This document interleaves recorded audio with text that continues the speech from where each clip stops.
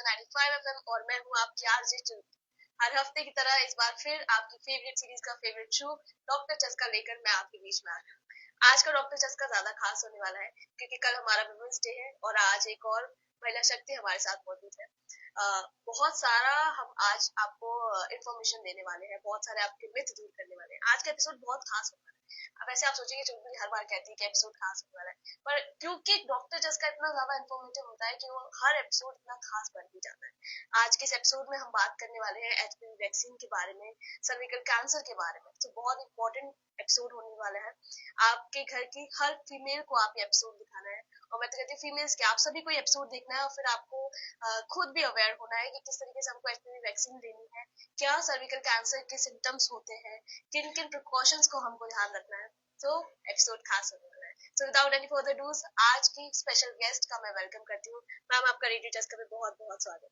Thank you. सो आज हमारे साथ डॉक्टर स्वाति अग्रवाल मौजूद है, कंसल्टेंट ऑब्स्ट्रिशियन एंड गायनेकोलॉजी। मैम ने बहुत सारे अच्छे कदम भी उठाए हैं विमेन हेल्थ को लेके, जिसके बारे में आपको आगे बताने वाली हूँ। तो ये छोटे छोटे इनिशिएटिव्स हैं जो आपकी हेल्थ में बहुत आपको फायदा देने वाले हैं।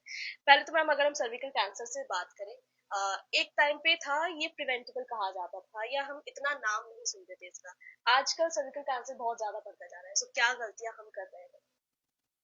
सर्विकल कैंसर में गलतियां तो हम नहीं कर रहे हैं, लेकिन सबसे जो हमने जो देखा है, सबसे इम्पोर्टेंट चीज है कि हमारी महिलाओं में जागरूकता की कमी है। सर्वाइकल कैंसर अवेयरनेस हम जिसे कहते हैं, वो उसकी बहुत ज्यादा कमी है। दूसरा, हमारा जो सामाजिक ताना बाना है वो ऐसा है कि यूजुअली ये जो कैंसर है पोस्ट मेनोपॉजल फीमेल्स में हमें ज्यादा डिटेक्ट होता है। तो जैसे 50 वर्ष से ऊपर, 60 वर्ष से ऊपर जो हमारी दादी नानियां हैं, अगर उन्हें कभी ब्लीडिंग होती है या वाइट डिस्चार्ज होता है या डिस्चार्ज होता है, तो बहुत ज्यादा हेजिटेट सोचेंगे, तो इसलिए उनमें बहुत ज्यादा हेजिटेंसी है। दूसरा, कभी भी हमारे दिमाग में ऐसा ख्याल नहीं रहता कि हमें किसी तरह का कोई कैंसर हो सकता है। और बाय द टाइम ये महिलाएं जब डॉक्टर के पास जाती हैं, तो सर्वाइकल कैंसर बहुत साइलेंटली डेवलप होता है। तो जब तक ये वो आती हैं, उन्हें पता चलता है, वो घर वालों को बताती हैं, डॉक्टर के पास पहुंचते, तब तक काफी समय निकल चुका होता है। और इसलिए हमारे यहाँ जो भारत है वो विश्व में सर्वाइकल कैंसर की राजधानी है।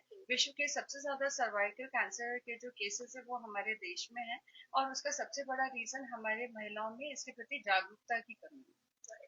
तो ये जो आपने बात कही कि कई बार महिलाएं चुपचाप से चीजें सह रही होती है, उनको प्रॉब्लम हो रही होती है, पर आज भी एक टैबू चलाया है कि जहाँ महिलाएं अपनी मेंस्ट्रुअल हेल्थ के बारे में डायरेक्टली नहीं बोल पाती है। अपने प्राइवेट एरिया पे अगर उनको कोई भी प्रॉब्लम हो रही होती है तो वो डायरेक्टली नहीं कह पाती। पर थैंक्स टू आप जैसे लोग अब ये टैबू धीरे धीरे दूर होता जा रहा है। महिलाएं अब और ज्यादा अवेयर होती जा रही है, उनको भी अब समझ में आ रहा है कि कैसे उनकी हेल्थ उनकी प्रायोरिटी होनी चाहिए। और अब वाकई में लोग थोड़ा थोड़ा धीरे धीरे सीरियस होते जा रहे हैं। तो ये अच्छा कदम है और सीरियस आपको होना है। जैसे कि मैं हमेशा कहती हूँ कि पहला सुख निरोगी काया। आपकी हेल्थ, आपकी मेंटल हेल्थ, आपकी फिजिकल हेल्थ हमेशा आपकी प्रायोरिटी होनी चाहिए। मैम कल वुमेन्स डे है। आज बहुत सारी फीमेल्स आपको देख रही होंगी, इंस्पायर हो रही होंगी। पता नहीं कुछ तो जादू है, पर जब कोई फीमेल डॉक्टर डॉक्टर चस्का में आती है तो वो एपिसोड कुछ ज्यादा ही हिट जाता है, मतलब वो बहुत ज्यादा पसंद किया जाता है। तो थोड़ा सा आपकी जर्नी भी हम जानना चाहेंगे कि कहाँ से सफर की शुरुआत हुई और यहाँ तक का सफर कैसे। ईश्वर की कृपा से यहाँ तक का सफर मेरा बहुत ही अच्छा रहा। मेरा जन्म ग्वालियर में ही हुआ है, और उसके बाद मेरा जो पूरा स्कूल एजुकेशन है वो केंद्रीय विद्यालय क्रमांक 1 ग्वालियर से हुआ, 12th तक। उसके बाद फिर मैंने पीएमटी क्लिक किया, फिर जीआरएमसी से मैंने एमबीबीएस किया। फिर उसके बाद मैंने अपना post graduation obs and gynae में मैंने पंडित बीडी शर्मा पीजीआईएमएस रोहतक से किया। फिर उसके बाद मैंने सीनियर रेसिडेंसी की दिल्ली से, रीवा से। फिर मैं रीवा में भी कुछ समय मैंने काम किया। फिर उसके बाद 2006 में मैंने गजाखैरा मेडिकल कॉलेज में कमला राजा अस्पताल में एज असिस्टेंट प्रोफेसर ज्वाइन किया, और फिर वहाँ पर मैंने 10 साल तक काम किया। फिर 2016 में मैंने कुछ व्यक्तिगत कारणों से वहाँ से रिजाइन किया। फिर उसके बाद से मैं प्राइवेट प्रैक्टिस में हूँ। अब मैं ग्वालियर के जो भी अच्छे टॉप हॉस्पिटल्स हैं, सब में मैं फ्रीलांसिंग लैप्रोस्कोपिक सर्जन और ऑब्स गायनी सर्जन की तरह काम करती हूँ। और हमारा जो ओपीडी है वो ललितपुर कॉलोनी में है।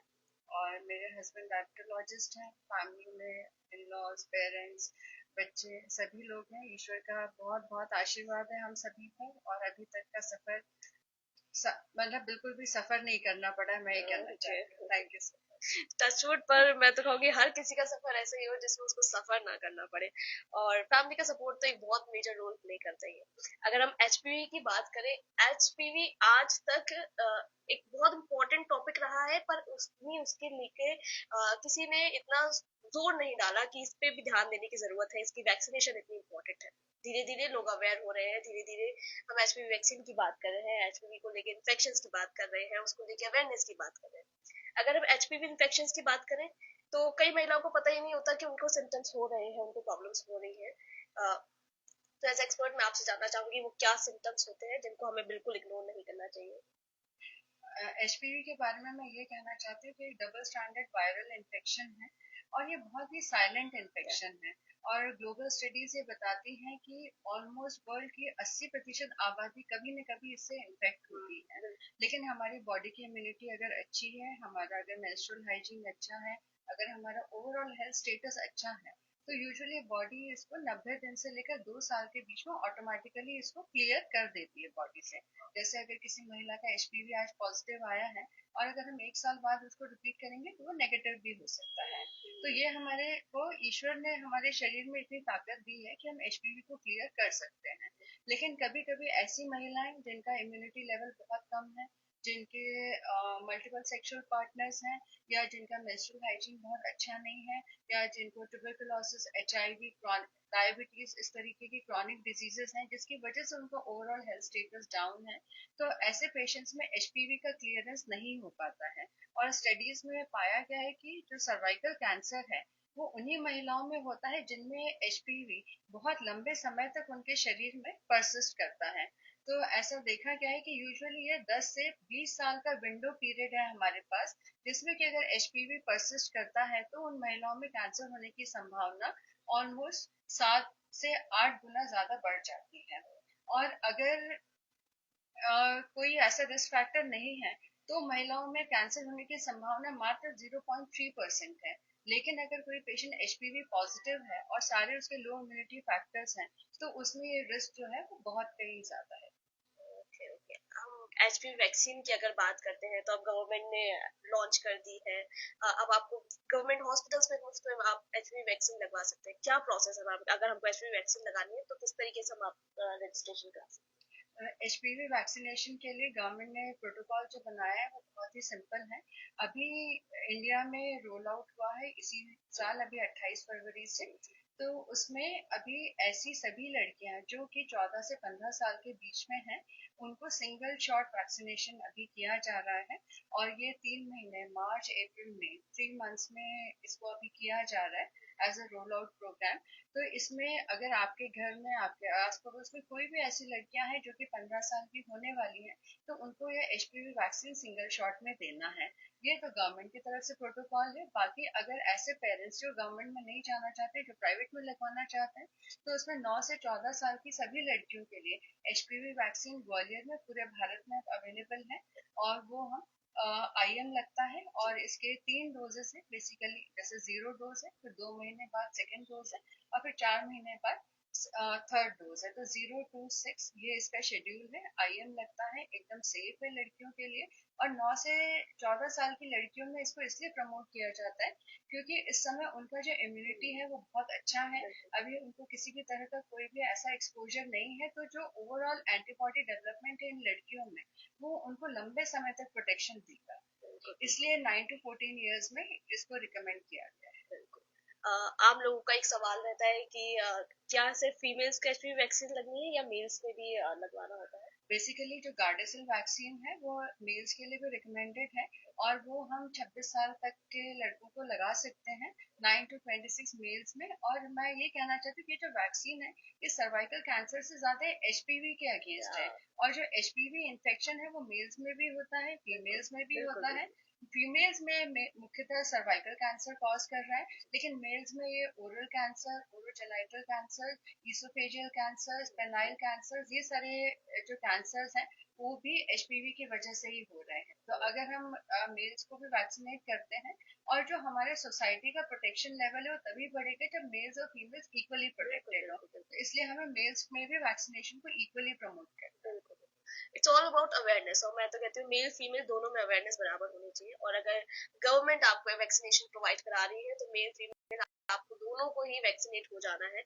और क्योंकि ये हर इंसान के लिए है, आपको लगे कि गवर्नमेंट प्रोवाइड करा रही है तो क्या लेट लाली कर ले फिर कभी लगवा लेंगे, बिल्कुल नहीं। अगर वैक्सीनेशन हो रहा है तो टाइम पे प्लीज अपने आप को वैक्सीनेट कराइए, क्योंकि हेल्थ रिलेटेड इमरजेंसी कभी बता के नहीं आती है।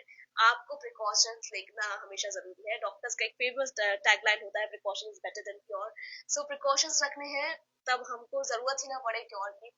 अगर हम सर्वाइकल कैंसर की बात करें मैम, उसकी स्क्रीनिंग में बहुत सारे लोगों को बहुत सारे मिथ होते हैं। फॉर एग्जाम्पल प्रेग्नेंट वीमेंस को बहुत ज्यादा डर होता है कि अभी मेरी प्रेगनेंसी चल रही है, क्या मुझे स्क्रीनिंग कराना चाहिए कि नहीं, मेरे बच्चे को कोई प्रॉब्लम तो नहीं होगी।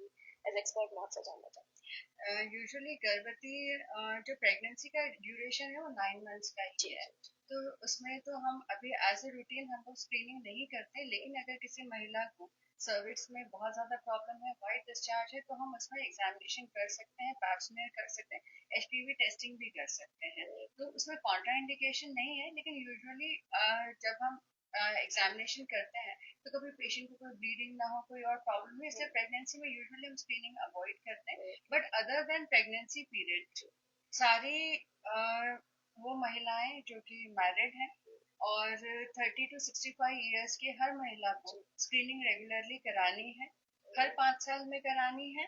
और हमें उसका कैंसर होने का इंतजार नहीं करना है, क्योंकि सर्वाइकल कैंसर स्क्रीनिंग जो है वो बहुत पावरफुल टूल है।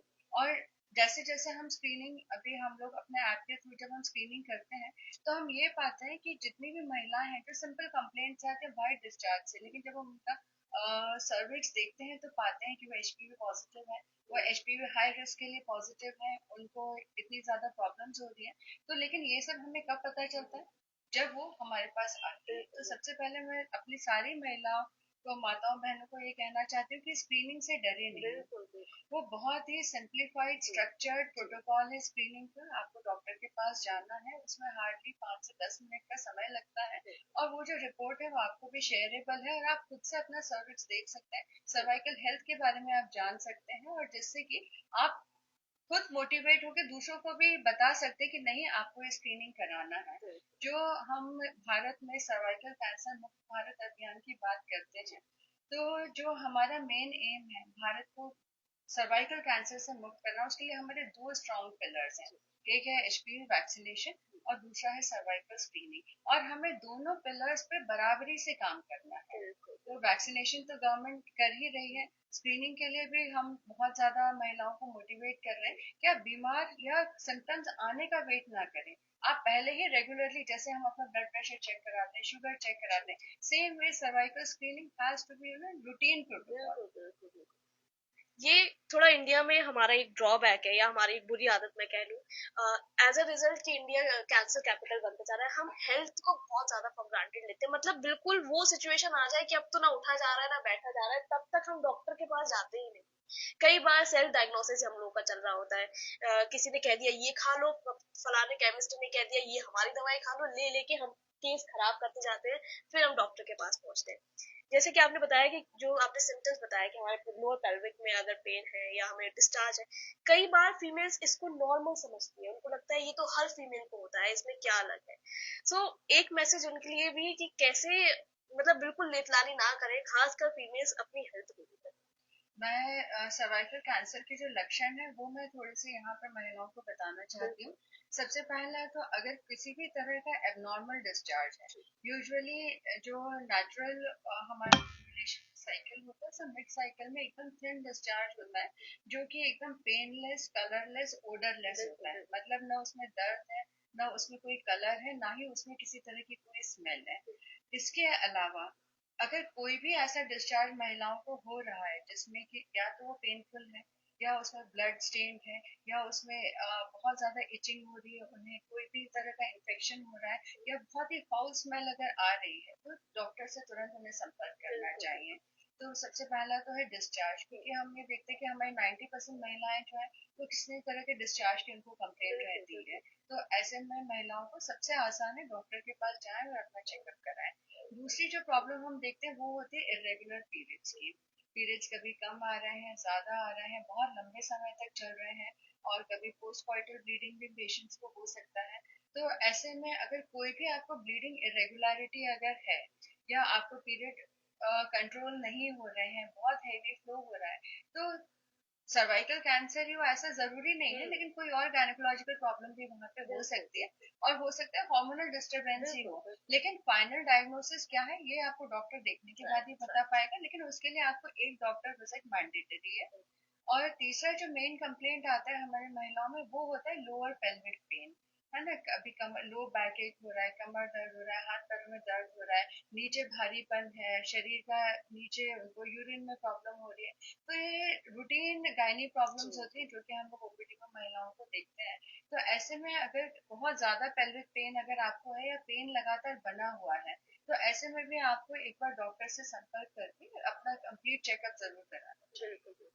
एक रूटीन चेकअप को लेके भी हमारे अवेयरनेस बहुत कम है। मतलब जब तक कुछ बहुत अलार्मिंग नहीं होगा तब तक हम डॉक्टर के पास नहीं जाएंगे, पर ऐसा नहीं है। अब हर डॉक्टर कहता है कि एक रूटीन चेकअप आपका जरूरी है। मैं तो कहती हूँ कि एक रिचुअल बनाओ कि अपने बर्थडे पे हमको फुल बॉडी चेकअप कराना है। वो ही हमारे लिए सबसे बड़ा गिफ्ट है हमारा। फॉरगेट पार्टीज और तुमको घूमने जाना है, सब चीजें छोड़ो, पर अपना बॉडी चेकअप कराओ। कई बार हमें पता ही नहीं चलता हमारे अंदर क्या प्रॉब्लम बन रही है, और जब तक पता चलता है तब तक बहुत लेट हो चुका होता है। मनुष्य जीवन बहुत कीमती है, उसकी वैल्यू करो। और मैं हमेशा कहती हूँ कि अपनी हेल्थ को अपनी प्रायोरिटी बनाओ। मैम, एचपीवी वैक्सीन को लेके बहुत सारे डाउट है हमारे को, मैसेजेस के थ्रू भी लोगों के बहुत सारे डाउट आए हुए हैं। कई बार लोगों को ऐसा होता है कि मेरा डाउट तो यार बहुत ही फुद्दू सा डाउट है, पूछने में अच्छा भी नहीं लगेगा। पर ऐसा नहीं है, आपके मन में जो भी डाउट है रेडियो चस्का आपके लिए है, आज मैम आपके लिए है। सो एचपीवी वैक्सीन से रिलेटेड आपका कोई भी डाउट है, या सर्वाइकल कैंसर से रिलेटेड आपका कोई भी डाउट है, आज का डॉक्टर चस्का आपके लिए है। आपको बस फोन उठाना है और कॉल करना है हमारे स्टूडियो नंबर 40095955 पर। साथ ही हम फेसबुक पे भी लाइव है, तो आप हमें लाइव वहां भी देख सकते हैं। और आपके सवाल जो भी है आप हमसे डायरेक्ट पूछ सकते हैं। हम कोशिश करेंगे कि आपके ज्यादा से ज्यादा सवालों का आंसर किया जाए। मैम, जो फीमेल्स इस समय सेक्सुअली एक्टिव है, क्या वो जब वो सेक्सुअली एक्टिव है, क्या वो एचपीवी वैक्सीन लगवा सकते हैं?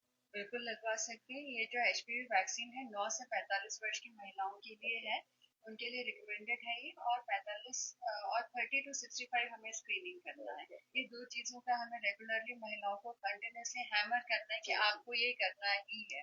और जो वैक्सीन है, जो वैक्सीन की बेस्ट एफिकेसी वो 9 टू 14 ईयर्स में है, लेकिन वो 45 ईयर्स तक इसलिए रिकमेंडेड है कि उसमें भी एफिकेसी जो है अप टू 70% तो है। तो अगर वो अच्छा हेल्दी लाइफस्टाइल अगर वो मेंटेन करें, तो हम उनको एचपीवी के अगेंस्ट प्रोटेक्शन प्रोवाइड कर सकते हैं। क्या एचपीवी फुल्ली क्योरेबल है या सिर्फ ट्रीटेबल है? अगर किसी को एचपीवी डायग्नोस हो गया है, तो क्या वो जिंदगी भर उनके साथ रहने वाला है, या फिर उनको उससे छुटकारा मिल सकता है? नहीं, एचपीवी जो है वो ऑटो क्लियरेंस उसका हो जाता है अगर हमारी इम्यूनिटी अच्छी है तो। एचपीवी जो है वो दो टाइप के होते हैं। एक एचपीवी जो बेसिकली वायरस है, वो 100 से भी ज्यादा तरह के वायरस जो है वो डिटेक्ट हुए हैं, और इनको दो कैटेगरी में डिवाइड किया गया। एक है लो रिस्क, एक है हाई रिस्क। तो जो हाई रिस्क वायरसेस है 16 एंड 18, ये बेसिकली वो वायरसेस है जिनकी वजह से इंडिया में 80% कैंसर जो है वो एचपीवी 16 और 18 की वजह से है। तो इसलिए जब भी हम एचपीवी डीएनए टेस्टिंग करते हैं तो उसमें एचपीवी जीनोटाइप देखते हैं। मान लीजिए अगर कोई महिला एचपीवी पॉजिटिव है, लेकिन वो लो रिस्क वायरस के लिए, तो उसको घबराने की जरूरत नहीं है। उसमें यूजुअली जेनाइटल वॉर्ड्स उसको हो सकते हैं, है ना। और एचपीवी यूजुअली एसिम्प्टोमेटिक रहते हैं, जब हम टेस्ट करते हैं तो मेजोरिटी ऑफ टाइम्स हमको पता चलता है। तो अगर लो रिस्क है तो उसको घबराने की जरूरत नहीं है। बॉडी इम्यूनिटी को स्ट्रांग रखना है, पॉजिटिव रहना है, और 1 साल बाद दोबारा से एचपीवी टेस्टिंग करानी है। It should get cleared bye its own, है ना। अगर वो परसिस्टेंटली पॉजिटिव आता है, तो फिर डेफिनेटली हमको सर्वाइकल स्क्रीनिंग करानी है, कॉलोनोस्कोपी, बायोप्सी, जैसे भी जो यहाँ पे भी वो अपना परामर्श ले रहे हैं वहाँ पे जाकर डॉक्टर से परामर्श लेना है, अपने सर्वाइकल स्क्रीनिंग करानी है। उसमें हम विजुअल इंस्पेक्शन करते हैं, विजुअल इंस्पेक्शन में एस्टिक एसिड, और विजुअल इंस्पेक्शन में रिवर्स आयोडीन। इससे हम सर्वाइकल स्क्रीनिंग करते हैं। अगर स्क्रीनिंग में भी हमें कोई सस्पिशियस लीजन मिलता है सर्विक्स में, तो फिर हमका उसका नेक्स्ट स्टेप जो होता है वो कॉलोनोस्कोपी और बायोप्सी होता है। और HPV के साथ हम पैप्समियर भी करते हैं, जिसको हम लिक्विड फिट साइटोलॉजी कहते हैं। तो ये पूरा एक कॉम्बिनेशन होता है। तो इसमें अगर मान लीजिए कॉल्पोस्कोपी भी अगर उसमें एबनॉर्मल लीजन कोई दिख रहा है तो हम वहाँ से बायोप्सी लेते हैं।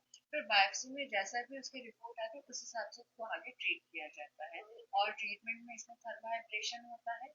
कि अगर HPV स्मॉल लीजन है, लो रिस्क वायरस है, तो उसमें थर्माइब्रेशन भी कर सकते हैं। और अगर पेशेंट से 55 ईयर्स के है, हाई रिस्क पॉजिटिव है, कॉल्पोस्कोपी भी उनका सस्पिशियस है, तो फिर उनको आगे जैसे भी गायनेकोलॉजिस्ट डिसाइड करेंगे डिपेंडिंग ऑन देयर कंडीशन, उस हिसाब से उनका ट्रीटमेंट किया जाएगा। Okay okay. आपने पैप्समेयर टेस्ट के बारे में बताया, उसको लेके भी हमारा क्वेश्चन है और बहुत सारे लोगों को उसके बारे में डाउट है, वो हम आगे बात करेंगे। थोड़ा हम एआई के बारे में बात करते हैं। एआई टेक्नोलॉजी इस समय हर सेक्टर में फैली हुई है और काम हमारा थोड़ा इजी बना रही है।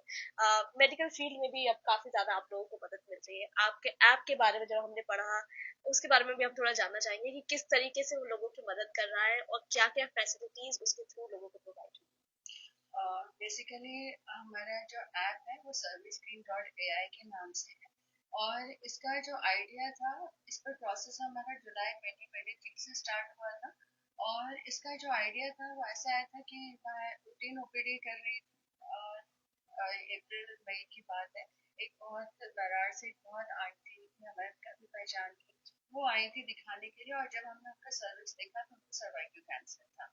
तो मन में ख्याल आया कि अगर ये आंटी 5 साल पहले या 10 साल पहले कभी ये आ जाती या किसी ने इनका सर्विस देख लिया होता, तो आज इनकी मतलब हम इनको सेव कर सकते थे ना, उनके लिए हम कुछ कर सकते थे। तो फिर मन बहुत खराब हो गया। फिर हमने एक ऐसा देखा कि हम क्या कर सकते हैं स्क्रीनिंग में। तो हमने पाया कि HPV वैक्सीनेशन तो हम कर ही रहे हैं, लेकिन हमारे पास स्क्रीनिंग का कोई भी ऐसा स्ट्रक्चर्ड प्रोग्राम नहीं है। और हमारे पास कोई ऐसा तरीका नहीं है कि हम स्क्रीनिंग को बहुत ही सिंप्लीफाई कर सके और पेशेंट को उसके सर्विस को बारे में जानकारी दे सके, उसको मतलब she can understand her cervical health. ऐसा कोई टूल हमारे पास नहीं है। तो वहां से सर्विस टीम का जन्म हुआ। फिर ऐप का आइडिया हमारा था, फिर ईश्वर की दया से हमको बहुत अच्छी टेक्नोलॉजिकल टीम भी मिल गई। फिर उनके साथ हमने क्लब करके ऐप डेवलप किया है। और अभी तक हम लोग ऑलमोस्ट 1400 पेशेंट्स का स्क्रीनिंग कर चुके हैं। और अभी हम लोगों ने एक बहुत ही यंग पेशेंट है 35 ईयर्स की, उनका जब हमने स्क्रीनिंग किया था फिर उनका सर्विस देखा, काफी अबनॉर्मल था। उनका HPV किया, वो HPV के लिए हाई रिस्क के लिए पॉजिटिव थी। फिर उनका सर्वाइकल बायोप्सी हुआ, फिर उसमें स्क्वामोस कार्सिनोमा इन सीटू, मतलब जो बहुत ही अर्लीस्ट स्टेज में हम उसको डायग्नोज कर सके। तो ये तो मुझे लगता है कि हमें इस ऐप के जो बेसिक पर्पस है उसका, वो यही है कि हम स्क्रीनिंग को, ये ऐप महिलाओं के लिए है और गायनेकोलॉजिस्ट को यूज करने के लिए है, पैरामेडिकल भी इसको यूज कर सकते हैं। और जो बेसिक इसका फोकस है इस ऐप का, वो है स्क्रीनिंग को एकदम structured, simplified, easy to use, और एक पेशेंट की डिजिटल सर्वाइकल हिस्ट्री को मेंटेन करना, और उसको पेशेंट के साथ हम हर रिपोर्ट शेयर करते हैं। क्योंकि मान लीजिए आज कोई पेशेंट है 25 ईयर्स की, अब 65 तक उसकी स्क्रीनिंग होनी है, तो हर 5 साल में तो एटलीस्ट उसको हर 5 साल में जाना, मतलब उसको कम से कम 10 से 15 बार डॉक्टर के पास जाना है। तो वो खुद से अपना स्क्रीन की पूरी जर्नी को, वो सर्विक्स की जर्नी को वो देख सकती है कि उसका सर्विक्स कैसा था, अभी क्या प्रॉब्लम है। अभी जैसे कभी कभी क्या होता है, सर्विक्स की एनाटॉमिकल पोजीशन कैसी है ना, पेशेंट खुद से नहीं देख पाता। ब्रेस्ट कैंसर में क्या होता है, पेशेंट खुद से मिरर में देख सकता है, फील कर सकता है, वो देख सकता है, वो असेस कर सकता है कि उसको गांठ है। लेकिन सर्विक्स में ऐसा नहीं हो पाता। सर्विक्स तभी उसको पता चलेगा जब वो डॉक्टर के पास जाएगी, और डॉक्टर के पास भी ऐसा कोई टूल नहीं है कि वो सर्विक्स को इमीडिएटली उसको दिखा सके। तो अभी अपने और बहुत सी जगह पे क्या होता है, पेशेंट जाता है डॉक्टर के पास, बोला बच्चेदानी के मुंह पे छाले और उसकी हिस्टेक्टोमी हो जाती है, ना तो डॉक्टर देख पाता है ना पेशेंट देख पाता है। तो जो हमारा मेन पर्पस है इस ऐप के थ्रू, वो ये कि हम पेशेंट को उसका सर्विस दिखा सकें, उसको वो खुद से अपना सर्वाइकल हेल्थ को मॉनिटर कर सके, और उसको भी एक अवेयरनेस आए कि मेरे सर्विस में कहीं कोई प्रॉब्लम है। बिल्कुल, बिल्कुल, बहुत ही अच्छा इनिशिएटिव है। और जैसे कि मैम ने कहा कि अभी इतना हमको सक्सेस मिल चुका है, 40,000 प्लस नहीं केसेस, 1400 1400 प्लस केसेस, मतलब बहुत बड़ा नंबर है। अगर हम अपने किसी इनिशिएटिव के थ्रू किसी एक इंसान की भी हेल्प कर पाए तो बहुत बड़ी बात होती है। हम तो 1400 तक पहुंच चुके हैं और हमारे बेस्ट विशेस मैम के साथ है कि ये नंबर और बढ़े और ये जो ऐप है वो लोगों की और ज्यादा मदद कर पाए। सो यू नो एआई का सबसे बड़ा फायदा यही है कि हमारे घर घर तक वो पहुंच पाए, अगर हमारी जिंदगी थोड़ा आसान कर पाए। जैसे कि मैम ने बताया कि हर बार आपको डॉक्टर के पास इतनी बार जाना पड़ता था, आप अपनी खुद की हिस्ट्री आप उस पर देख सकते हो, आप अपना इजी कर सकते हो चीजें। बाकी अगर आपको लगता है कि कोई भी, जैसे कि मैम ने सिम्टम्स आपको बताए, तो उनमें से कोई भी सिम्टम आपको है तो प्लीज अपने आप को किसी एक्सपर्ट को दिखाइए। स्वाति अग्रवाल मैम आपके पास मौजूद है, आप उनको प्लीज डायग्नोज कराइए, आप उनको दिखवाइए और अपनी हेल्थ को प्लीज अपनी प्रायोरिटी रखिए। मैम अगर फैमिली में किसी की हिस्ट्री है सर्वाइकल कैंसर को लेके, तो क्या उस इंसान को ज्यादा प्रिकॉशन रखने की जरूरत होती है? हाँ, अगर कोई भी स्ट्रॉन्ग फैमिली हिस्ट्री है कैंसर की, किसी भी तरह के कैंसर की, चाहे वो ओवेरियन कैंसर हो, एंडोमेट्रियल, ब्रेस्ट कैंसर, किसी भी तरह का कैंसर हो, तो क्योंकि स्टडीज ने पाया है कि कहीं ना कहीं इसमें जेनेटिक प्रीडिस्पोजिशन भी काम करता है। दूसरा जो एनवायरनमेंट है ना, जनरेशन में एनवायरनमेंट बहुत ज्यादा चेंज नहीं हो रहा है, तो स्ट्रेस फैक्टर्स हैं, लाइफस्टाइल है, एनवायरनमेंट है, वो सारे फैक्टर्स भी कहीं ना कहीं इसमें रोल प्ले करते हैं। तो ऐसे पेशेंट्स को जहाँ पे भी फैमिली हिस्ट्री है किसी भी तरह के कैंसर की, they should be more aware, है ना। एक एनुअल हेल्थ चेकअप तो मुझे लगता है कोविड के बाद से वैसे हम देखते हैं कि पेशेंट्स में बहुत ज्यादा हेल्थ के प्रति एक जागरूकता आई है, एक उनको हेल्थ इज वेल्थ ये एक्चुअल में समझ में आया है कि हम आज किसी भी ट्रिप को, मूवी को, अपने जीवन को, अपने पेरेंट्स को, बच्चों को हम तभी एंजॉय कर सकते हैं जब हम खुद स्वस्थ हैं। अगर आज हमारा सर दर्द हो रहा है तो हमको कोई मूवी भी अच्छी नहीं लगेगी, है ना, हमको फ्रेंड्स के साथ पार्टी करना भी नहीं अच्छा लगेगा। तो सबसे जो प्रायोरिटी है वो है हेल्थ। और हेल्थ के लिए मैं सभी को, चाहे मेल हो चाहे फीमेल, मेरा सबका एक ही कहना है कि you should prioritise self care. पहले हमारे भारतीय संस्कार हमें क्या सिखाते हैं कि पहले दूसरों का ध्यान रखो, फिर अपना ध्यान रखो, लेकिन अब थोड़ा सा ट्रेंड को हमें चेंज करना चाहिए। दूसरों का ध्यान तो रखना ही है, लेकिन वो भी हम तभी कर सकते हैं जब हम खुद स्वस्थ होंगे। अगर हम आज ही खुद खटिया पे डले तो हम किसी का ध्यान कैसे रख पाएंगे। तो सेल्फ केयर बहुत इंपॉर्टेंट है, पहले हम अपना ध्यान रखें जिससे कि हम अपने परिवार का ध्यान रख सकें। दूसरा, मैं महिलाओं को कहना चाहती हूँ कि प्रत्येक परिवार की धुरी है महिला। आज अगर उसको हेवी ब्लीडिंग हो जाए, हॉस्पिटलाइज होना पड़े, तो बच्चों के टिफिन से लेकर हस्बैंड को ऑफिस तक सब कुछ डिस्टर्ब हो जाता है। तो अगर आप चाहते हो कि आपकी फैमिली एकदम, जिसे कहते हैं ना, स्वस्थ रहे, मस्त रहे, तो उसके लिए आप अपनी हेल्थ को सेल्फ केयर, और उसके लिए कोई बहुत ऐसा हाई फाई टेस्टिंग की जरूरत नहीं है। आपको एक एनुअल हेल्थ चेकअप कराना है, अपने blood test, ECG, cardiac checkup, ultrasound, cervical screening, अपना वैक्सीनेशन शेड्यूल देखना है, और अपने एनवायरनमेंट को और अपने को एकदम स्ट्रेस फ्री रखना है। और हम समाज के लिए जो भी कर सकते हैं वो हमें करना चाहिए। और इस चीज पर मैं एक और चीज कहना चाहती हूँ कि इस बार जो वुमेन्स डे की थीम है,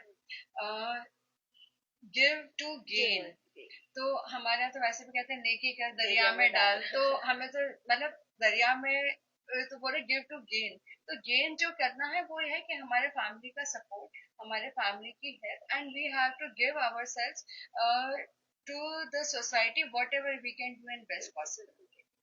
और स्पेशली फीमेल्स को तो एक हम क्या कहें कि हमारी एक परवरिश ही उस तरीके से हुई है। ये हमारे जब बड़े हो रहे थे तभी ऐसे बीज डाल दिए जाते थे कि तुम्हें अपने से पहले दूसरों को रखना है टाइप। हम खुद देखते आए हैं, हमारी दादियां हो, हमारी मम्मियां हो, सारा दिन लगी रहती थी, सब चीज उनकी बाद में होती थी। पहले उनका परिवार पहले है, उनका घर पहले है। उनको कई बार हम देखते थे कि खुद को फीवर आ रहा है और फिर भी मम्मी छत के पंखे साफ कर रही होती थी।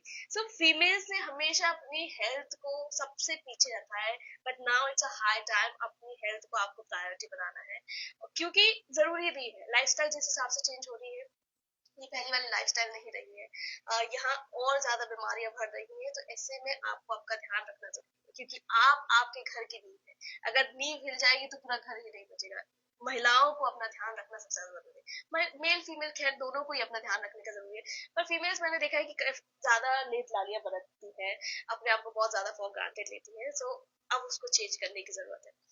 अगर हम हेल्थ की बात करें, अगर हम सर्वाइकल स्क्रीनिंग की बात करें, तो मेट्रो सिटीज में फिर भी अवेयरनेस बढ़ रही है, हमारी जैसी सिटीज में भी धीरे धीरे अवेयरनेस बढ़ रही है, पर आज भी जो रूरल एरियाज है उन लोग को ये चीजें पता ही नहीं है। तो उसमें आप लोग कैसे मदद करने वाले हैं, वहां तक हम कैसे अवेयरनेस पहुंचा सकते हैं? तो रूरल हेल्थ को प्रमोट करने के लिए अभी तो गवर्नमेंट ने सारे ही जितने भी गवर्नमेंट हॉस्पिटल्स सभी में वैक्सीन प्रोवाइड कराया है। दूसरा अवेयरनेस कैंप्स रेगुलरली सभी संस्थाओं की तरफ से सभी क्षेत्रों में लगते ही रहते हैं। ऑल ओवर इंडिया का हम डेटा देखते हैं तो डॉक्टर्स के कैंप्स लगते रहते हैं। और भी सर्वाइकल कैंसर हेल्थ अवेयरनेस के लिए बहुत ज्यादा हम प्रमोट कर रहे हैं। तो जहाँ पे भी जिसके मतलब जो भी पॉसिबल इवेंट्स हैं वो through all social media physically मतलब सोशल मीडिया के थ्रू बहुत ज्यादा अवेयरनेस जो है इसमें लोगों के प्रति फैलाई जा रही है। और अभी डिजिटल टेक्नोलॉजी का युग है, मोबाइल सबके पास है, गूगल सबके पास है। तो सिर्फ हमको एक माइंडसेट डेवलप करने की जरूरत है कि हमें इस बारे में जानकारी चाहिए और वो एक क्लिक पर सभी के लिए मौजूद है। तो सिर्फ हमें उसके प्रति थोड़ा सा सेंसिटिव होने की जरूरत है। बाकी जानकारी हर सोशल मीडिया प्लेटफॉर्म पर भर भर के HPV cervical cancer awareness vaccine जितने भी जो हमारे बेसिक क्वेश्चंस हैं इससे रिलेटेड इन समस्याओं के प्रति वो सब जगह पे अवेलेबल है। और बाकी डॉक्टर्स हमेशा समाज की सेवा में तत्पर हैं। जब भी किसी भी तरह की कोई भी प्रॉब्लम हो वी आर ऑलवेज देयर। बिल्कुल, हमारे रियल लाइफ हीरोज जो है मैं तो कहूंगी डॉक्टर ही है। चाहे वो कोविड टाइम हो, चाहे हर मुश्किल परिस्थिति हो, हमने देखा है कि कैसे डॉक्टर्स कभी पीछे नहीं हटे हैं और अपनी लाइफ को उन लोगों ने पीछे छोड़ के हमेशा अपने पेशेंट्स के लिए हमेशा आगे खड़े रहे हैं। मैम, एक टर्म हमने जब हम इसके बारे में थोड़ा पढ़ रहे थे हमें आया था पैप्स मैम, ये क्या है? पैप्समेयर, सॉरी, ये क्या है और क्या ये टेस्ट पेनफुल होता है? बहुत सारे लोगों को इस टेस्ट को लेके बहुत सारे मिथ भी है, बहुत सारे मिसकंसेप्शन भी है। सो एज एक्सपर्ट आज आप हमारे साथ मौजूद है तो हम आपसे जानना चाहते बेसिकली पैप स्मीयर जो है ये शॉर्ट फॉर्म है पैपिलोकोलाउ स्मीयर का। जो साइंटिस्ट थे डॉक्टर पैपिलोकोलाउ उन्होंने ये स्मीयर जो है वो डिवाइस किया था। और उन्होंने पाया था कि बहुत सारी महिलाओं का जो वेजाइनल एपिथेलियल सेल्स को उन्होंने स्टडी किया था। तो उसमें उनको जब उन्होंने बहुत लंबे समय तक स्टडी किया तो उसमें उन्होंने कैंसर के सेल्स जो है उसमें वहां पर उन्होंने डिटेक्ट किए थे। तो वहां से उन्होंने वो पैप स्मीयर का कॉन्सेप्ट जो है आया कि हम इसमें हम क्या करते हैं कि जो बच्चेदानी के मुंह से हम एक साइटो ब्रश होता है और उसको हम वहां पर ऐसे क्लॉकवाइज हम रोटेट करते हैं वहां पर फिक्स करके। और वहां पे जो भी सेल्स होते हैं उनको स्क्रैप करते हैं। और फिर वो जो सेल्स होते हैं उनको पहले हम उनको स्लाइड्स पे बनाते थे लेकिन अब हम लिक्विड बेस्ड साइटोलॉजी यूज करते हैं। तो एक लिक्विड होता है वायल में, उसमें वो जो ब्रश होता है वो डिटैचेबल होता है। तो ब्रश को डिटैच करके हम उसमें डालते हैं और उसको हम लैब में भेजते हैं। तो अब एडवांटेज ये है कि ये जो सिंगल टेस्ट है पैप्समियर और एचपीवी डीएनए वो दोनों एक ही कंबाइंड, इसको हम कहते हैं को टेस्टिंग। तो दोनों हम एक ही टेस्ट से कर सकते हैं। और पहले हम पैप्समियर को प्रमोट करते थे लेकिन अब स्टडीज ने और अभी जैसे जैसे हमारे पास जानकारी बढ़ती जा रही है तो ये पाया गया कि पैप्समियर की जो सेंसिटिविटी है, सेंसिटिविटी तो ज्यादा नहीं स्पेसिफिसिटी उसकी कम है। तो इसलिए पैप्समियर को हम प्रमोट करते हैं। लेकिन अब एचपीवी डीएनए जो है वो ज्यादा बेटर टेस्टिंग है सर्वाइकल कैंसर के लिए। तो एज ऑफ नाउ अभी हम इंडिया में को टेस्टिंग को ही प्रमोट करते हैं क्योंकि पैप्समियर के लिए अलग से सैंपल लेने की जरूरत नहीं है। जो सैंपल हम एचपीवी डीएनए के लिए ले रहे हैं उसी से हमारा ये एलपीसी टेस्टिंग भी हो जाता है। तो और ये बहुत ही सिंपल टेस्ट है, ये बिल्कुल भी पेनफुल नहीं है। इसमें हार्डली 5 मिनट का समय लगता है।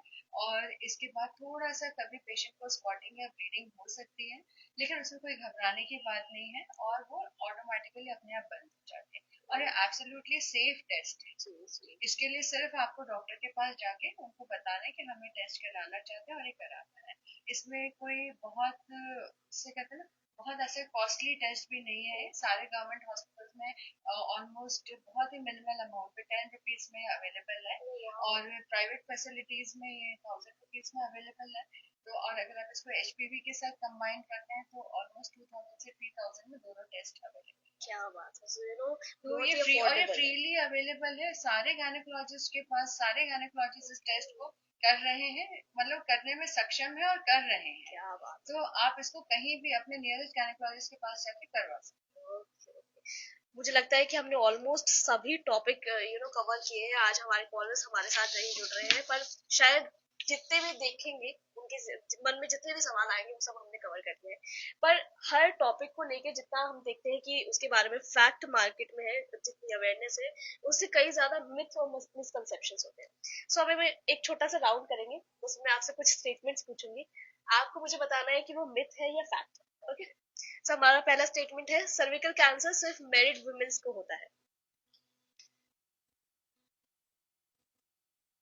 ये मिथ है, मिथ है। फैक्ट नहीं है, क्योंकि सर्विकल कैंसर एचपीवी की वजह से हो रहा है ना।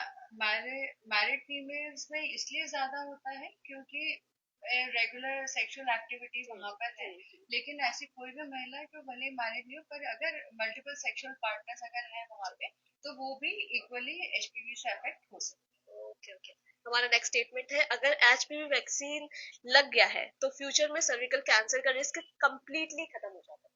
हैं। अगर एचपीवी वैक्सीनेशन जो है वो ऑलमोस्ट आपको 96% प्रोटेक्शन देता है, लेकिन ये डिपेंड करता है कि आपका किस एज में वैक्सीनेशन हुआ है।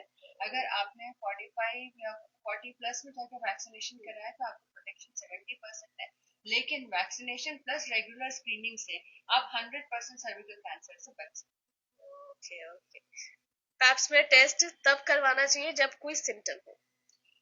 जो कैंसर की बीमारी है, कोई भी कैंसर हो शरीर में, उसकी जो सबसे खतरनाक बात है वो ये है कि वो सिम्टम लेस होता है, उसमें कुछ दिखता नहीं है, और जब दिखता है तो कुछ बचता नहीं है। तो इसलिए सबसे पहले हमें सिम्टम्स का वेट नहीं करना है, हमें रेगुलर स्क्रीनिंग कराना है, और स्क्रीनिंग जो है वो बहुत ही पावरफुल है, और उससे आप अपनी हेल्थ को बहुत अच्छे से प्रोटेक्ट कर सकते हैं। मैम ने बहुत स्ट्रांग बात कही है कि ये इसके जो सिम्टम्स है वो दिखते नहीं है, पर जब दिखते हैं, जब आपको समझ में आ पाता है कि नहीं अब ये कुछ अलाव नहीं हो पा रहा है, तब तक चीजें खराब हो चुकी होती है। नेक्स्ट स्टेटमेंट है, एचपीवी इन्फेक्शन बहुत रेयर होता है। ये तो बिल्कुल ही मिथ है। ऑलमोस्ट 80% ऑफ ग्लोबल पॉपुलेशन कभी न कभी अपने जीवन में एचपीवी से अफेक्ट होने वाली है, और होती है। इतना वो कॉमनली प्रेवलेंट वायरस, तो ये एचपीवी को रेयर नहीं है। ओके ओके, सो ये पूरा मिथ था ये बात। एचपीवी को लेके एक मिथ ये भी काफी सुनने को आता है कि एचपीवी केवल आपका सेक्सुअल ट्रांसमिटेड बीमारी ज्यादा है, कि अगर आपने ज्यादा पार्टनर्स के आप साथ आप सेक्सुअली एक्टिव हो तो आपको एचपीवी होगा। लोगों के मन में ये ज्यादा रहता नहीं, ये एचपीवी के बारे में मैं कहना चाहती हूँ। एचपीवी का जो मोड ऑफ स्प्रेड है वो है skin to skin contact, mucosa to mucosa contact, and skin to skin contact. तो स्किन टू स्किन कांटेक्ट में it is not transmitted only sexually, even with मतलब किसेस या बहुत ज्यादा क्लोज फिजिकल, उससे भी वो स्प्रेड हो सकता है, even by sharing your food, and ये इन सबसे भी वो मतलब स्प्रेड हो सकता है। तो इसमें इट इज जो मेन मोड ऑफ स्प्रेड जो है वो उसका वो स्किन टू स्किन कांटेक्ट है। Sexual contact is only one of the methods है। by which it spreads mainly, but it is not the only method. So, अगर आप ये जो था कि केवल यही रीजन हो सकता है, ये ऐसा बिल्कुल। सर्विकल कैंसर का मेन रीजन है poor hygiene. poor hygiene is one of the factors, it is not the only factor. cervical cancer के लिए जो low immunity, poor menstrual hygiene, low awareness, बहुत heavy bleeding, anemia, tuberculosis, HIV, and consanguinity, ये सारे मतलब बहुत सारे factors हैं जिनकी वजह से सर्विकल कैंसर हो सकता है। बिल्कुल बिल्कुल, ये तो वाकई मल्टीपैरिटी, मल्टीपल चाइल्ड बर्थ, और फ्रीक्वेंट चाइल्ड बर्थ, है ना, हाई पैरिटी, ये स्मोकिंग, अल्कोहल, ये सारे फैक्टर्स जो है ये सब सर्वाइकल कैंसर को प्रीडिस्पोज करते हैं। मेरा नेक्स्ट स्टेटमेंट जो है ये तो वाकई में बहुत ज्यादा आप क्लियर करोगे कि मिथ है कि फैक्ट है, पर बहुत ज्यादा सुनने में आता है ये स्टेटमेंट। सर्विक एचपीवी वैक्सीन लेने से फर्टिलिटी पर आपका नेगेटिव इम्पैक्ट पड़ता है। नहीं, ये बिल्कुल ही मिथ है। एचपीवी वैक्सीन का से इनफैक्ट एचपीवी वैक्सीन अगर आप लेते हैं और आपका इम्यूनिटी स्टेटस अच्छा, हेल्थ आपकी इम्प्रूव होती है, तो आपका फर्टिलिटी बहुत ही सेफ रहेगा, उससे इनफर्टिलिटी होने वाली नहीं है। ओके, सो ये बहुत ही बड़ा मिथ था जो आज मैम ने दूर किया है। सर्विकल कैंसर का अर्ली स्टेज में यूजली सिम्टम्स नहीं दिखते हैं, जो तो आप बता चुके हैं। अगर किसी वुमेन को पैप्स में नॉर्मल आया है तो उसे दोबारा कभी स्क्रीनिंग की जरूरत ही नहीं। नहीं, ये एब्सोल्युटली मिथ है। एवरी 5 इयर्स हमको स्क्रीनिंग करना है। अगर इसमें दो कैटेगरीज में इसको बहुत ही सिंप्लीफाई करना चाहती हूँ, क्योंकि screening is such an important thing और इसमें बहुत पेशेंट्स को कंफ्यूजन रहता है। तो डब्ल्यूएचओ की गाइडलाइंस ये कहती है, भारत जैसे देश में जहाँ पर की स्क्रीनिंग अगर आप डेटा देखेंगे तो सिर्फ 0.3 to 2%, मतलब 100 महिला अगर हम देखें तो सिर्फ 2 महिलाओं का ही सर्वाइकल स्क्रीनिंग हुआ है। इतना हम लोग अभी लैग कर रहे हैं स्क्रीनिंग में। तो स्क्रीनिंग के अवेयरनेस को बढ़ाने के लिए डब्ल्यूएचओ ने गाइडलाइन दी है कि हर महिला को अपने जीवन में अगर वो सिर्फ 2 बार भी स्क्रीनिंग करा ले, one at the age of 35 and one at the age of 45, तो भी वो सर्वाइकल कैंसर से बच सकती है। और जो इंटरनेशनल रिकमेंडेशन है वो ये कहते हैं कि हर 5 साल में हमें महिलाओं को स्क्रीनिंग करना है, क्योंकि वेस्टर्न कंट्रीज में हम देखते हैं कि वहाँ पे रेगुलर प्रोटोकॉल था पैप्समेयर टेस्टिंग और स्क्रीनिंग का, उसकी वजह से वहाँ पे कैंसर के इंसिडेंट्स को इतना ज्यादा कंट्रोल कर सके। हमारे यहाँ हम वो नहीं कर पाए, इसलिए हमारा इंसिडेंस जो बहुत ज्यादा है। तो अभी जो लेटेस्ट गाइडलाइंस है वो ये कि एटलीस्ट लाइफ टाइम में 2 टाइम तो स्क्रीनिंग कराएं। आइडियल रिकमेंडेशन है एवरी 5 इयर्स हमको स्क्रीनिंग कराना है। अगर डब्ल्यूएचओ ये भी कहते हैं कि अगर हम प्राइमरी टेस्टिंग, अगर हम सिर्फ एचपीवी टेस्ट हमने करा लिया और वो हमारा नेगेटिव आ गया, तो हमको 5 साल तक किसी स्क्रीनिंग की जरूरत नहीं। क्या बात है। सो एक स्क्रीनिंग से हम 5 साल तक भी देखो बच सकते हैं। सो प्लीज करवाइए। मेरा नेक्स्ट स्टेटमेंट है, सर्विकल कैंसर सिर्फ ओल्ड एज वुमेन में होता है। Cervical cancer old age women में डायग्नोज होता है, क्योंकि लेकिन अब जो डेटा आ रहा है यंग पेशेंट्स में भी सर्विकल कैंसर जो है बहुत ज्यादा है। बेसिकली इसकी दो पीक्स हैं, एक 30 to 40 इयर्स की एज में है और फिर 60 से 70 इयर्स की एज में, और यंग एज में बहुत ज्यादा एग्रेसिव है। और मतलब it is there, it is also present in young age also, so it is not कि it is going to happen only after 60 years, it is not like that. मुझे लगता है तो हर बीमारी, हर कैंसर, हर बीमारी का जो एज फैक्टर है, चाहे आप कार्डियक इवेंट्स देखें, चाहे आप डायबिटीज देखें, चाहे आप कैंसर्स देखें, वो अब हर एज ग्रुप में प्रेवलेंट है। अब वो जो कहा जाता था कि ये तो एक एज के बाद होगा, डायबिटीज एक एज के बाद होगी, ये स्टेटमेंट्स तो जा चुके हैं, एज फैक्टर बिल्कुल बचा ही नहीं है। लास्ट स्टेटमेंट है मेरा, एचपीवी इन्फेक्शन मोस्टली बॉडी खुद ही क्लियर कर देती है without any treatment. Usually body clears, क्योंकि 90% ऑफ टाइम तो हमें पता ही नहीं चलता कि हमें एचपीवी है, क्योंकि वो एकदम सिम्टमलेस होता है। तो लेकिन अगर कभी उस विंडो पीरियड में हमने अपना एचपीवी टेस्टिंग कराया तो वो पॉजिटिव आया नेगेटिव आया, तभी हमें पता चलेगा। लेकिन ऐसा स्टडीज ने देखा है कि 90% of time usually HPV clearance जो है 90 to 1 year 2 years के टाइम में हो जाता है, स्पेशली यंग एज में। और जैसे जैसे एज बढ़ती जाती है वैसे वैसे हमारा जो इम्यूनिटी है वो कम होता जाता है, तो एचपीवी के परसिस्ट करने के चांसेस बढ़ जाता है। अगर किसी को एचपीवी परसिस्ट कर रहा है तो definitely they should follow the screening. Okay okay.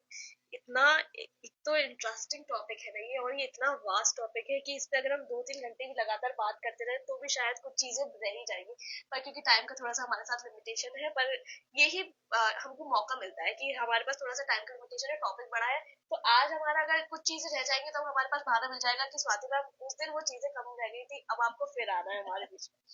सो बहुत इंपॉर्टेंट टॉपिक था, और आज के इस एपिसोड का मेन मोटिव यही है कि आप अवेयर हो, एचपीवी वैक्सीन जरूर ले, और सर्विकल कैंसर स्क्रीनिंग के लिए भी आप अवेयर हो। प्लीज अपनी हेल्थ को अपनी प्रायोरिटी बनाइए। थैंक यू सो मच, आपने इतना कीमती समय हमें दिया, क्योंकि डॉक्टर्स के पास मुझे पता है कि सांस लेने का भी प्रॉपरली टाइम नहीं होता, इतनी सारी एक्सपर्टीज हमारे साथ शेयर की। Last but not the least, कोई रामबाण या कुछ ऐसी 5 हेल्दी टिप्स जो आप आज सभी फीमेल्स को देना चाहेंगे जिससे वो अपनी हेल्थ प्रायोरिटाइज कर सकें। Tips to women regarding their health: first is self-care, 100%. second is regular screening, third is HPV vaccination, and fourth is exercising, and fifth is diet. Indeed, the most important 5 tips, अगर आप ये 5 tips को अगर आपने अपनी जिंदगी में उतार लिया कल से ही, क्योंकि कल आज से ही बिल्कुल परफेक्ट, क्योंकि हम तो अधिकतर कल कल करते रहते हैं, और कल विमेंस डे है, हम अपनी विमेंस को सेलिब्रेट करेंगे, स्टोरीज डाल देंगे, उनको गिफ्ट देंगे। सबसे बड़ा गिफ्ट यही है कि उनको फुल एक बॉडी चेकअप दो, और एक मैं तो कहती हूँ एक रिचुअल बनाओ कि अपने हर बर्थडे पे आप एक फुल बॉडी चेकअप कराओ, जिसमें आप सारी चीजें का पूरा चेकअप कराओ, ताकि आपको पता चलेगा कि मैं ठीक हूँ कि नहीं। और अपनी हेल्थ को अपनी प्रायोरिटी तो बनाना ही है। डॉक्टर्स का फेमस टैगलाइन होता है, precaution is better than cure, तो प्रिकॉशंस लेके चलने। Thank you so much for being Thank with you. Us today. Thank you, Chulbuli. It is really nice to have this meeting with you. Thank you so much. ये तो मेरा सौभाग्य है बात। मेरा alright, this is it for today. आज के इस एपिसोड में बस इतना ही। मिलती हूँ फिर किसी और बैंगर एपिसोड के साथ। तब तक खुश रहिए, स्वस्थ रहिए और अपनी हेल्थ को अपनी प्रायोरिटी बनाइए। और सुनते रहिए रेडियो जस्का 95 एफएम, बिंदास बजाओ।